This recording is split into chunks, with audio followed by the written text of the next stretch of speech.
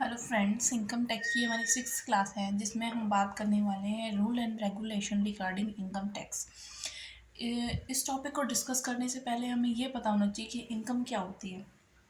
तो income tax में हमारा जो इनकम टैक्स एक्ट है उसमें कोई भी प्रॉपर डेफिनेशन नहीं दी गई है इनकम की कि इनकम किसे कहते हैं। ठीक है, वैसे इनकम क्या होता है, ये एक मौद्रिक आय होती है, मॉनेटरी इनकम होती है जो कि हमें निश्चित साधनों से प्राप्त होती है। ठीक है, और ये निश्चित साधन क्या क्या हो सकते हैं वो मैंने आपको हेड्स बता रखे। Income from salary, income from house property, income from business और profession, income from capital gain और लॉस, और इनकम फ्रॉम अदर सोर्सेज। ठीक है, तो आइए चलो शुरू करते हैं टॉपिक को। Rules and regulation regarding income की क्या क्या रूल्स और रेगुलेशन है इनकम के रिगार्डिंग। फर्स्ट है, there should be a definite source of income, कि जहाँ से भी हमें इनकम हो रही है उसका एक डेफिनेट सोर्स होना चाहिए। ठीक है, हमें पता होना चाहिए कि हमें इनकम कौन से सोर्स से प्राप्त हो रही है, कि हमें सैलरी से मिल रही है, हमें हाउस की प्रॉपर्टी से मिल रही है, हमें रेंट के थ्रू मिल रही है, हमें कैपिटल गेन हुआ है या अदर सोर्सेज से, किस सोर्स से हमें इनकम प्राप्त हो रही है। ठीक है, तो ये एक रूल है कि there should be definite source of income, कि इनकम का एक डेफिनेट सोर्स होना चाहिए। इसने बोला सेकंड पॉइंट में, an income earn whether legally और illegally is taxable under the income tax act, कि जो इनकम अर्न की जा रही है चाहे वो लीगली की जा रही है चाहे वो इलीगली करी जा रही है, ठीक है, उससे इनकम जो टैक्स एक्ट है उससे कोई फ़र्क नहीं पड़ता। वो जितने चाहे वो इनकम लीगल हो चाहे वो इलीगल हो, दोनों पर टैक्स लगेगा।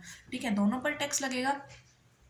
और जो इलीगल इनकम होगी उस पर प्लस में पेनल्टी और लग जाएगी। ठीक है, हम इनकम पर इनकम टैक्स लगाएंगे और उस पर इलीगल इनकम पर हम पेनल्टी लगा देंगे। ठीक है, अच्छा, थर्ड पॉइंट हमारा क्या है, it is not necessary that the income should be receive regularly, periodically and weekly, monthly और क्वार्टरली, कि ये कोई ज़रूरी नहीं है कि इनकम रेगुलरली हो। ठीक है, वो पीरियडली भी हो सकती है, वीकली भी हो सकती है, मंथली भी हो सकती है, क्वार्टरली भी हो सकती है, क्योंकि क्या पता किसी जैसे मैंने अभी नौकरी शुरू करी मई में, ठीक है, तो मेरे को मई से ही मैं अपनी इनकम पर इनकम टैक्स दूंगी, क्योंकि मैंने अप्रैल में तो मैंने काम ही नहीं किया है ना। तो उसकी मेरे पास जब कोई इनकम आई ही नहीं अप्रैल में, तो उस पर मैं इनकम टैक्स क्यों दूंगी। ठीक है, तो इनकम ये ज़रूरी नहीं है कि वो रेगुलरली हो, वो वीकली, मंथली, क्वार्टरली जैसे भी आपको मिलती है वो हो सकती है। ठीक है, income should be receive from outside. हाँ, इनकम क्या होनी चाहिए, आउटसाइड से रिसीव होनी चाहिए, नहीं कि बाहर के किसी स्रोत से हमें प्राप्त होनी चाहिए।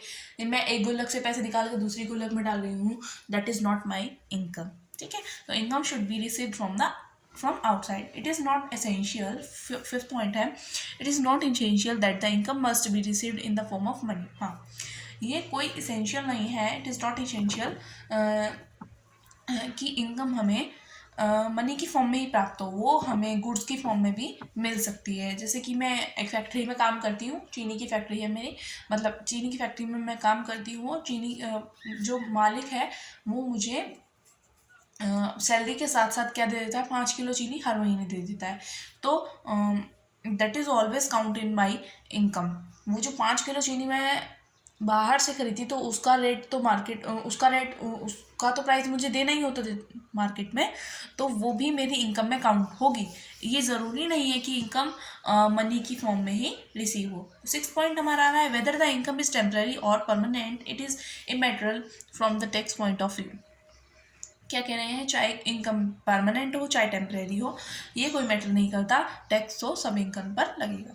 ठीक है, सेवन्थ पॉइंट हमें बोल रहा है, if an SSC has an income but not actually received it will treated as income of SSC.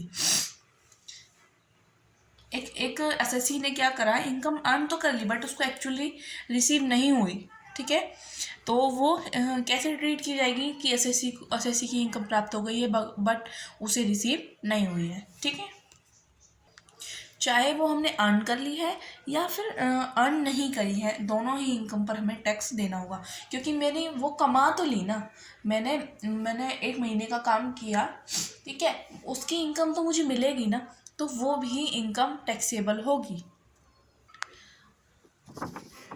अच्छा, 10th पॉइंट हमें कह रहा है receipt of on account of धर्मार्थ गौशाला इज़ नॉट इनकम, कि हम दान गौशाला धर्मादा के नाम पर अगर हम कोई इनकम दे रहे हैं दैट इज़ नॉट इनकम। कोई दान दे रहे हैं तो वो उसकी इनकम नहीं है, जिसको हम दे रहे हैं वो उसकी इनकम नहीं मानी जाएगी, ठीक है। 11th है pin money received by wife for his personal expenses and small savings made by a women out of money received by his husband for meeting house hold expenses not her income.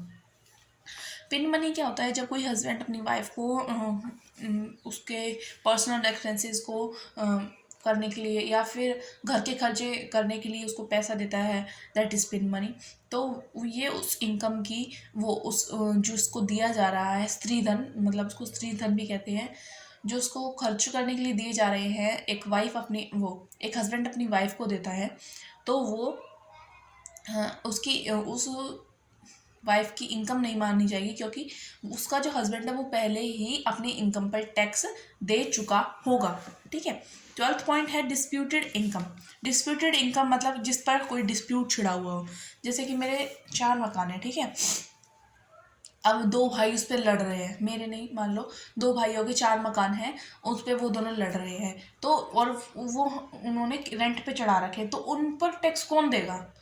जो उस rent को receive कर रहा है वही क्या देगा? Income tax देगा उसका, ठीक है। 13 पॉइंट और लास्ट पॉइंट है हमारा है इनकम में बी इन प्लस और माइनस। हाँ, इनकम प्लस में भी हो सकती है और माइनस में भी हो सकती है। माइनस का मीन्स क्या बता रखे हैं? लॉसेस हो सकते हैं मेन ना, तो वो भी इनकम प्लस में भी हो सकती है और माइनस में भी हो सकती है। उम्मीद है आपको रूल्स एंड रेगुलेशन समझ आए होंगे इनकम के। Thank you so much for this video. और वीडियो पसंद आई हो तो like share comment and subscribe ज़रूर कीजिएगा। Thank you so much.